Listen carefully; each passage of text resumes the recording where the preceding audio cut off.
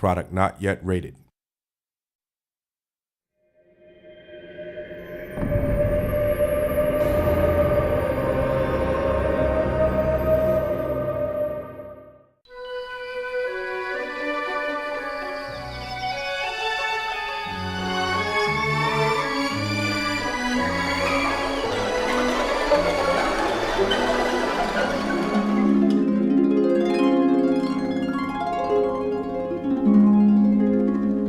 Yes, I am a geek and a Greek. I would say I'm a hidden geek.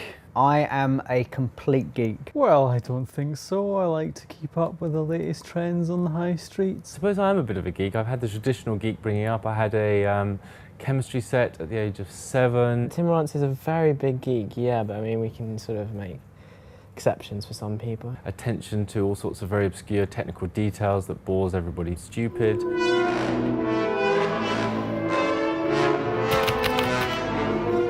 CTG stands for Central Technology Group, and the purpose of the Central Technology Group is to create reusable technology that can be used by all of the game teams. If I asked you to build a house and presented you with a big pile of rocks and trees and concrete and so on, the first thing you'd probably ask me for would be the right tools. The specific advantages of CTG within the company for the games is that they can focus purely on the gameplay. They don't have to worry about writing tools again, writing technology again. The tools that we create are in use by the Fable team, and they aren't tools that you can just buy off the shelf. A follow-up project or game will use the same code and tools that we've produced, and they can go straight into making the game and producing cool games for everybody. Currently I'm working on a spline tool. That means splines are basically curves, so I'm trying to make a tool to help people put things on curves. Lionhead has been making these tools and games for the past 10 years, and to celebrate our anniversary, a big fancy dress party was planned. I've taken 2 days off to build my costume, which is Pyramid Head from Silent Hill. I spent so long deliberating whether I should go as the film version, which is a little bit more recognisable, or whether I should be really hardcore and go as the game version, and I kind of bottled out and went for the film version. 4 hours in, and I don't seem to be getting anywhere really, but I might need to go for a little sit down. One of the things that's a real struggle for game developers is fitting all of those assets into memory and onto the DVDs. What we've done is develop some compression routines that squashes down the data so that it will fit in the available memory, and we've done this with animations which take up huge amounts of memory uncompressed. We've done it with textures, which are the sort of beautiful pictures that go onto the meshes that we create. In an animation, which is basically the movement of a character around the world, we've managed to squeeze those down to just 1% of their original size. It just helps the pipeline of the content from the people, the creative people, through to the actual game itself.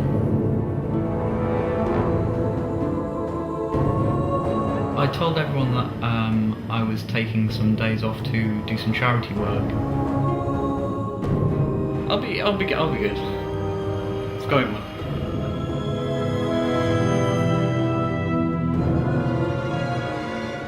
In Lionhead, as we are focused on creating games which cost tens of millions of dollars, sometimes it's great to be able to have a small group of people who can actually spend some time that's not directly on the main game development, and instead can research a bit of blue sky thinking. One example of that is we thought that it'd be very interesting to look at new types of combat. We wanted to experiment with something that really brought the drama out of combat.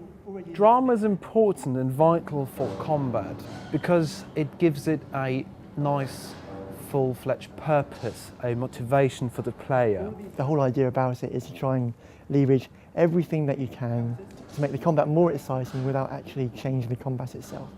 So we can use a lot of stuff from movies, such as camera work and music, and we can also use everything that we've got in games, like simulation and sound effects and the rumble on the joypad. Drama is the one thing which will make the difference between just a normal fighting or repetitive fighting mechanics and turn it into an experience, a challenge.